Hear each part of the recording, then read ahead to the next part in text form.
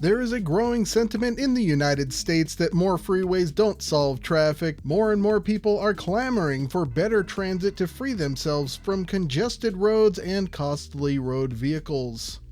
One such place where these voices are rising is central Pennsylvania, specifically State College, home of Pennsylvania State University, and its unrivaled Nittany Lions athletics teams.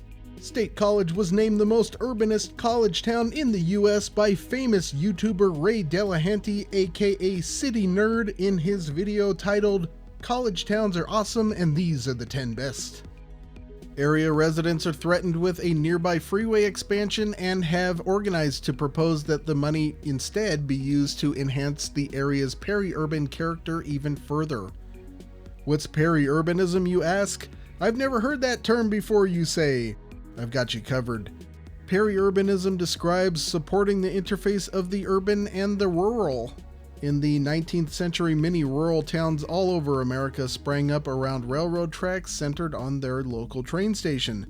These towns are generally small and easily traversed by horse or on foot. Intercity transit was largely handled by rail. With the introduction of the automobile, buses, and our extensive, highly subsidized and antiquated road network, rail travel decreased and many passenger rail services went away.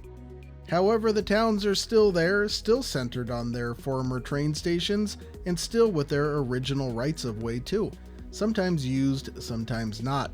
As our society has grown with the road network, we've begun realizing it has limitations and some nasty downsides. Local smog-producing emissions like nitric oxide can cause a variety of health problems and generally crappy air. CO2 emissions have caused a steady increase in global temperatures and myriad associated problems. Tire dust is the #1 source of ocean microplastic pollution and has definitively caused multiple aquatic animal die-off events. Who knew? The point is that all of this driving has an effect, and some of it is undeniably detrimental. Roads also perpetuate these problems by spreading the population out, creating a situation where the tax base isn't dense enough to maintain the infrastructure necessary to serve it. This is also known as sprawl, and as noted by strong towns, this is not economically sustainable, causing higher taxes and increasing government debt. Pennsylvania has a huge road network, larger than New York State and all of New England combined. This preponderance of roads in Pennsylvania has caused the state to experience a shortfall in proper maintenance to the tune of $8 billion per year, resulting in the American Society of Civil Engineers granting Pennsylvania roads a C- for quality. Yet in the example we're about to examine, the state proposes to build even more road they can't afford to properly maintain. Perhaps partially because of that, the most immediate negative of road vehicles is that over 1,100 people lose their lives every year, while an additional 65,000 people are injured in Pennsylvania car crashes. That's about 180 people a day that are being physically hurt or killed by cars in Pennsylvania alone. That's a cost that PennDOT engineers have decided is worth paying in order to do the majority of its business by road. To put that into perspective, motor vehicle crashes are the #2 leading cause of death among young people and children in the United States. We're literally killing our kids with these overbuilt, increasingly fast roadways that spread us out, making our trips ever longer in ever-increasing traffic, while also causing us to become dependent on them to get anywhere. It's not hyperbole. Over 8,000 people under 25 die every year in motor vehicle crashes in the US, and over 1,200 of those are 14 years old or younger. In light of all that, should we keep building more roads or maybe find a different way of moving people? The Centre County Highway Revolt chooses a different way. This video is brought to you by them as part of their quest to change people's minds about how to travel around State College, Pennsylvania, more broadly in central Pennsylvania and our country in general. Hey, it's your old pal Lucid Stu again. Let's take a look at this freeway project and then we'll explore a series of steps the Centre County Highway Revolt wants to take to make Happy Valley an even happier place. with better transportation without the need for another environmentally and economically damaging freeway. US 322 is a roadway that spans Pennsylvania from just off the Atlantic coast near Atlantic City, New Jersey on its southern end to its northern terminus in Cleveland, Ohio near the shores of Lake Erie.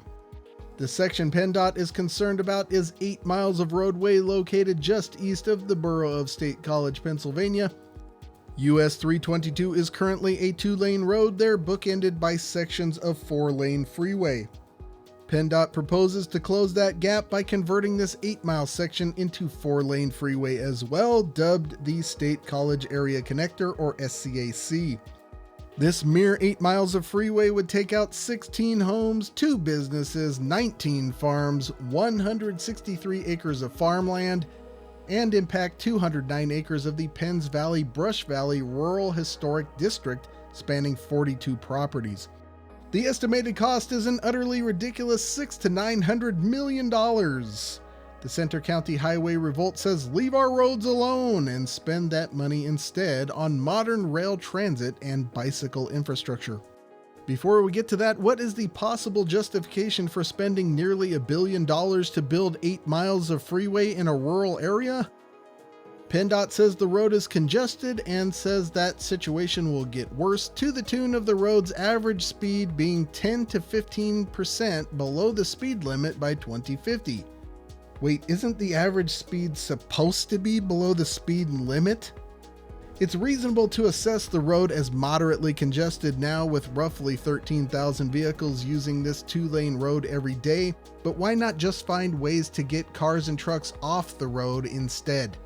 PennDOT estimates that traffic will increase 36% on this road to around 17,400 vehicles a day by 2050 if nothing is done. However, state population estimates only have population going up 12%, so what gives? First of all, traffic projections rely on models which are not perfect. They give a best guess. They're not fortune tellers. They shouldn't be the basis of policy decisions that lead to $1 billion projects. The Centre County Highway Revolt points out that PennDOT has a history of overstating future demand to specifically help sell its projects. As evidence, traffic on US 322 actually shrank from 2017 to 2023 by 7%, which implies that their forecasts are unrealistic.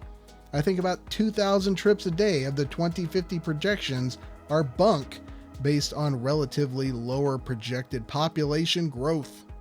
I think it's important to note that a main purpose of the proposed freeway is to accommodate heavy truck traffic. PennDOT has about 2,300 heavy trucks currently running through the area on US 322, with none of those being local traffic. PennDOT projects that the new freeway will consolidate through traffic of large trucks and increase it by about 6% over leaving roads the way they are now. This is a major motivation for this freeway project. The area could see 7,100 large trucks a day on the new roadway, which would be able to handle about 70,000 vehicles a day total. US 322's main purpose in this area is to function as a shortcut between Interstate 81 and Interstate 80 rather than to facilitate local traffic. The heavy trucks using this shortcut would bring more noise and pollution to the area at no benefit to locals. So rather than continue to increase the amount of vehicles coming through the area, which will amplify all the problems we talked about earlier, what else can be done? The Centre County Highway Revolt proposes diesel multiple unit hybrid light rail, or DMUs for short. These off-the-shelf trains like the Stadler Flirt are already in service 10 other places in the United States, with more routes under construction. They get about the same gas mileage as an extra-large SUV, but can carry up to 200 passengers. It's a much more efficient way of moving people. It's much more environmentally friendly than cars and trucks, and they're not that expensive, with each unit costing $10 to $15 million, depending on configuration. Pennsylvania can afford more than a few of these. You could pay for an initial fleet with what PennDOT wants to spend building 1 mile of freeway. But the best part about DMUs is you can just plop them down on existing railroad tracks, build some passenger platforms, and go. This part of Pennsylvania has lots of freight railroad tracks, a fair amount of which are already publicly owned to maintain freight access in the area. These underutilized tracks are leased by short-line freight companies making only a few trips a week, leaving plenty of room for frequent passenger service. These rights-of-way are much more space-efficient than roads. Nearby highway rights-of-way are 170 feet wide, but a train's right-of-way can be as little as 15 feet wide, and in the case of the State College area, they're mostly already in place. Importantly, because of the historic peri-urban fabric of small towns in the region, bringing rail-based transit to these small towns doesn't just make rural car-free living possible, it makes it viable, preferable to car ownership, and cheaper than the cost of road construction. The proposed initial DMU route would start in Altoona, Pennsylvania, then follow the Nittany and Bald Eagle Railroad portion of the Susquehanna Economic Development Agency Council of Governments right-of-way from Tyrone up to Milesburg, then down to just east of State College. A new connection would be made from the village of Lamont to the intersection of University Drive and College Avenue, where a station would be directly adjacent to Penn State University and the charming downtown area of the Borough of State College. This line would service Lamont, as mentioned, the Nittany Mall area, and Pleasant Gap on the way to yet another charming historic borough, Bellefonte. Bellefonte is the Centre County seat of government with a population of about 6,000. It is a major bedroom community for university faculty, students, and staff. A train wouldn't be super fast between the two areas. I have this taking 29 minutes to cover 11 miles, including stops. That's close to drive time and 3 times as fast as a defunct bus route, but the train here is not even meant to be fast. It's meant to connect these communities with frequent, convenient transit, opening up new places to live, shop, work, and play without needing to use a car. That also takes cars off the road, alleviating traffic on the area's general road network. North of Bellefonte, the tracks would continue to the borough of Milesburg, where there would be another station, and then the right-of-way straightens out. The vast majority of the remaining 40 miles of track to Tyrone would support a top speed of 60 miles per hour without alteration, as the line is currently FRA rated as Class 3 track. That is mostly single track, so some new passing sidings would be necessary to keep the occasional freight train from being a hindrance. After a stop at a park and ride in Port Matilda for people commuting from Phillipsburg, this train would reach Tyrone from State College in about an hour and 10 minutes. Tyrone is significant because it would finally connect State College with Amtrak's Pennsylvanian, something state collegians have been clamoring for decades. This would allow people to travel from State College to Harrisburg, the Pennsylvania state capital, exclusively by rail as an alternative to the debilitatingly expensive local airport, which, get this, isn't even connected to State College by transit despite only being 3 miles from campus. The Pennsylvanian presently only runs daily, but plans are currently underway to add a second daily frequency, and it is also in the Corridor ID program for additional service and faster speed in the future, which will further help address congestion on US 322. The DMU service would then continue on to Altoona, supplementing another Amtrak station with more frequent regional commuter service. Altoona has an historic downtown area next to its train station with good bones that could use a hand up from a regional rail system. There are also 2 large medical centers in the area, one of which is adjacent to the train station. Other attractions include the Logan Valley Mall and nearby Lakemont Park. Lakemont is the 8th oldest amusement park in the country, a National Historic Engineering landmark, home to the oldest roller coaster in the world, and used to be connected to downtown with a trolley. The Revolt's DMU to Altoona would take another 20 minutes from Tyrone. The end of the line would be in Hollidaysburg, which is the Blair County seat. That's part of the Altoona metro area, which has a population of about 120,000. The extension to Altoona would not only provide local commuter service like in Nittany Valley, it would also open up lucrative jobs and education opportunities to residents of State College and vice versa. The line end to end would be about 66 miles and take a little more than an hour and 45 minutes. The goal would be frequent service with time between departures in the 10 to 30 minute range, higher frequencies during peak times, and some short-term service patterns to keep convenient headways for local travel within metro areas. These connections would further increase regional mobility and decrease overall regional road traffic. The Phase 1 plan also includes frequent limited stop bus service southeastward from State College to Lewistown and towns between via US 322. This service would take about an hour and would also connect with the Amtrak Pennsylvanian, being able to make the trip to Harrisburg with two modes in about 2.5 hours, which is comparable with driving and will get better with FRA Corridor ID program improvements to the Pennsylvanian. That service would have greater potential to immediately alleviate traffic on US 322 and would open up places like Lewistown, Burnham, and Milroy to live-work-play connections with State College like the DMU line.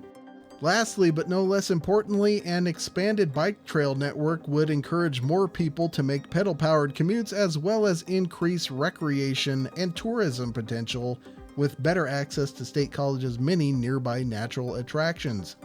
Bike commutes are essentially pollution-free compared to other modes of travel unless you eat too many beans. All kidding aside, the proliferation of e-bikes is changing the way people are thinking about using bikes, as they can travel at speeds that keep commuting convenient and comfortable while acting as last-mile connections between DMU stations and the surrounding areas. They can even be large enough to carry passengers and small to medium-sized loads. There are surface roads in the area that have major congestion problems that will only get worse with 8 more miles of freeway dumping even more cars onto local roads. Giving more people the means to shift from cars to bikes will improve the environment, reduce roadway congestion, encourage more healthy lifestyles, and allow for car-free access to nature, such as at Penn Roosevelt State Park. Bike trails are proven economic engines that, when properly implemented, can grow the region's economy without putting a single additional car or truck on the road.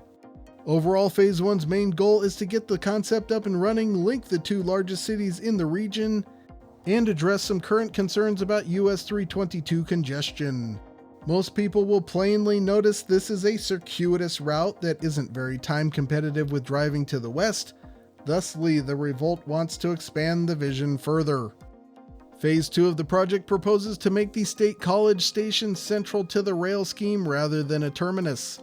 This would be accomplished with a Bald Eagle Mountain base tunnel at Port Matilda. The tunnel would need to be a mile long and probably would cost in the $150 to $200 million range, which you'll recall is similar to a mile of the proposed US 322. That would cut 16 miles and nearly a half hour off a trip between State College and Tyrone, making rail the most competitive mode of travel in the area, all things considered. State College to Port Matilda times would be cut in half to 25 minutes, making that park and ride from Phillipsburg idea more viable. At 65 minutes to Altoona and 82 to Hollidaysburg, the DMU would be nearly as fast as driving. The tunnel and westward leg would be facilitated by street running on College Avenue, which is a 2-lane one-way street with parking on both sides that runs right in front of the university. The train would consume one of those lanes and a minimal amount of adjacent parking, the remainder of which could be turned into a bi-directional bicycle track. Bus stops along the street would need to be adjusted, but there is room. The train would proceed west at a responsible speed to Atherton Street before cutting across to the old railroad grade, taking out a gas station and a beat-down laundromat in the process and adding a station on the west end of downtown. The old Bellefonte Central Railroad grade continues past the school's golf course before reaching a new station at Science Park Road on the far western side of the borough, serving existing low-rise office buildings and future residential densification. From there, the route would cut across a forested area toward the northwest to line up with the tunnel through Bald Eagle Mountain, utilizing some of the old iron ore and limestone mining railroad grades through the Scotia Barons, previously owned by Andrew Carnegie. A station in the vicinity of Graysdale would also serve existing residences and allow for future development. Those two stations would support new development on State College's west side. Importantly, in addition to the bike trail network, rail itself would directly serve outdoor recreational activities at stations like Graysdale and Fisherman's Paradise near State College Regional Airport. Speaking of that, on the other side of State College, the second phase would curve from the existing line at the Nittany Mall to meet up with State College Regional Airport. This would establish a transit connection between the college and the state's sixth busiest commercial airport, which handles about 250,000 passengers a year. That would expand the usefulness of the airport, offering fast, frequent motor vehicle-free connections between the airport and a dozen other stations across the region. From the airport, the line would continue northeast, reversing the direction of Phase 1's travel to Bellefonte and Milesburg. Branch service would continue through Pleasant Gap if demand proves sufficient. The point here is to move State College from the end of a fishhook-shaped line to the center of a more direct system serving Centre County. Since the university is the economic engine of the entire region and the county's single largest employer, serving it with high-quality transit would most capably take cars off local roads, including US 322. Finally, Phase 3 brings this concept to the entire region. As we discussed earlier, quite a bit of rail right-of-way in the area is already publicly owned, with yet more being abandoned, but mostly intact. All of that can be reconstituted to service places from Hollidaysburg to Altoona to State College to Lock Haven, to Jersey Shore, to Williamsport, and then down the Susquehanna to Harrisburg in a much larger central Pennsylvanian rail transit network. Some of that would utilize CEDACOG right-of-way, including a connection to Bloomsburg. Some would use Norfolk Southern right-of-way with frequent passing sidings to avoid conflicts with freight. Some would be new and renewed right-of-way between Lamont and Lewisburg through the Millheim area. All of that would not only facilitate greater mobility and connectivity in the region and mean even more cars off roads, it would also provide economic development through car-free access to outdoor recreation. In addition, it would serve the numerous universities in the region: Penn State Altoona, Lock Haven University, Penn Tech, Lycoming College, Bloomsburg University, and Bucknell University. All of those are in quaint college towns bustling with students less likely to own cars and more in need of high-quality transit. Furthermore, many of those rail lines already carry freight trains, and new ones could as well, in ways that wouldn't conflict with passenger traffic. This could also alleviate the truck traffic that PennDOT is so desperate to address with rural freeway construction to the tune of about $100 million a mile that it can't afford to maintain once built. Building this project would connect a region of 700,000 people by rail to Harrisburg, the state capital, which also has a metro population of nearly 600,000. Beyond that, Philadelphia, 150 miles from State College, has a metro population of 6.3 million, and 120 miles to the west is Pittsburgh, with a metro population of 2.4 million. Each of these connections would take more cars and trucks off roads, replacing those trips with more environmentally sustainable rail. According to Pennsylvania's own published budgets, rail is cheaper to both build and maintain and has a better economic impact than any road project. The science and balance sheets are clear. If you want to move people, build infrastructure that allows them to make their trips with rail. If you want to move freight, make connections that allow that freight to be moved by rail. PennDOT has demonstrated its inability to maintain its overbuilt road network. Rail and transit are the proper alternatives to address these problems, not more roads. We've talked about the concept, but what's it going to take to keep the rubber from hitting the road, so to speak? For Phase 1, half-hourly service between State College and Hollidaysburg on existing rail right-of-way and limited stop bus service between State College and Lewistown, I have an estimated cost of $570 million. A lot of the track is already there, but you're going to need stations, trains, and facilities to maintain those. Same for the bus. $570 million is less than the low side estimate for 8 miles of freeway, but in this case you get modern regional rail service in addition to reduced usage of US 322. I have operational costs at $35 million a year, some of which would be recouped by ticket revenue. Maintenance costs of 8 new miles of US 322 would be about $500,000 a year. However, when you include cost of ownership for the additional vehicles that would use it, that $500,000 becomes $35 million a year. So a 66-mile rail service costs about as much to use and maintain as 8 miles of freeway and the vehicles it's conveying for those 8 miles. Phase 2, shifting State College to center stage, cutting times to Tyrone, Altoona, and Hollidaysburg, and serving State College Regional Airport, I have a cost of $1 billion. That's mainly all of the new track, the tunnel, and 3 new stations. There shouldn't be any additional equipment required, and operating costs would be about the same as Phase 1. Phase 3, the regional system fully connected to the broader Keystone Corridor and by extension the Northeast Corridor.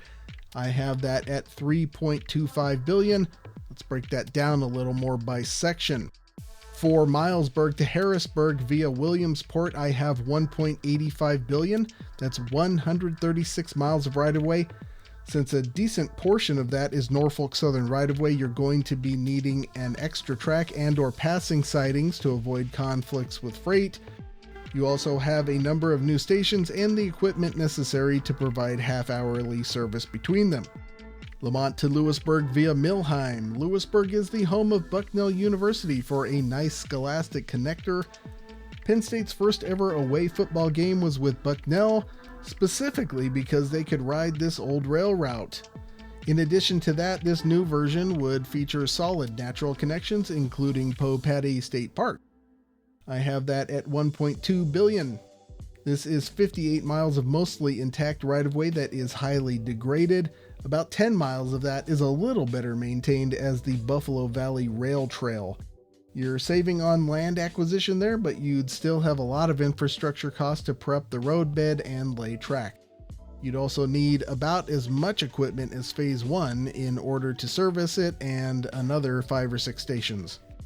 Northumberland to Bloomsburg. This is 24 miles of existing rail right-of-way that connects 3 boroughs and another university with a combined population of about 22,000. I have that at $200 million. Overall capital costs for phases 1, 2, and 3 work out to a little less than $5 billion, or about $6,900 per person in the region. Operations would work out to about $165 per person per year.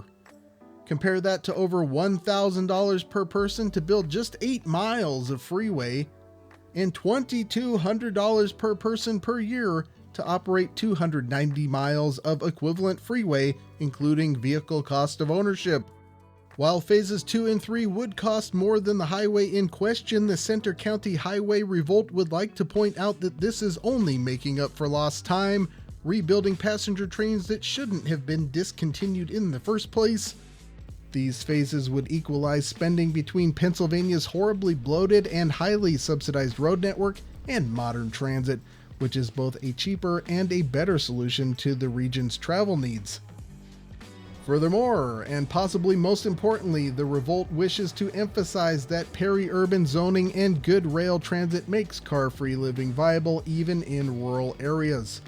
If high-quality or high-speed rail lines are only ever proposed between major cities, then it's no wonder why rural areas choose to never vote in favor of transit. City dwellers are also left out by not being given convenient car-free access to nature. However, if zoning reform and high-quality rail transit are used to better the entire country, both urban and not, then it will be easier to get everyone on board with policies that promote funding walkability and rail transit. That would make high-speed rail lines even more useful by expanding their reach into more destinations. In order to be built and work well, rail transit must be for everyone. Speaking of that, what do you think? Is this freeway project worth stopping? And is the Centre County Highway Revolt plan good and adequate? How far would you go in implementing public transit in central Pennsylvania? Phase 1, 2, 3, or even more beyond that. Or maybe you think something else should be done. Let me know in the comments. Don't forget to check out the Centre County Highway Revolt website to get more information, and please support their efforts by contacting Pennsylvania state legislators in favor of the Revolt's plan for building modern rail transit and stopping highway construction. Link in the card and description. This was a paid message from the Centre County Highway Revolt that is a combination of their opinions and mine, but I do agree with every statement that I have presented to you. I generally talk about high-speed rail on this channel and have previously looked at dedicated high-speed rail between Philadelphia and Pittsburgh. Go check that out. Something very similar to Phase 1 of the Revolt is mentioned as an extension to an Amtrak Pennsylvanian service improvement feasibility study done for PennDOT and the FRA in 2014 that proposed cutting an hour or more off a trip between Pittsburgh and Philadelphia at a cost of $10 billion. High-speed rail is fun to talk about and visualize, but it also requires connections to auxiliary transit to properly gather and disperse its passengers. If you'd like to talk more about this project and other rail projects, come join the motley crew at the Stu Crew Discord server, invite in the description. I hope you enjoyed this presentation brought to you by the Centre County Highway Revolts. There are plenty more videos to come, but that's all for now. Until next time, I hopefully won't see you on that big beautiful freeway.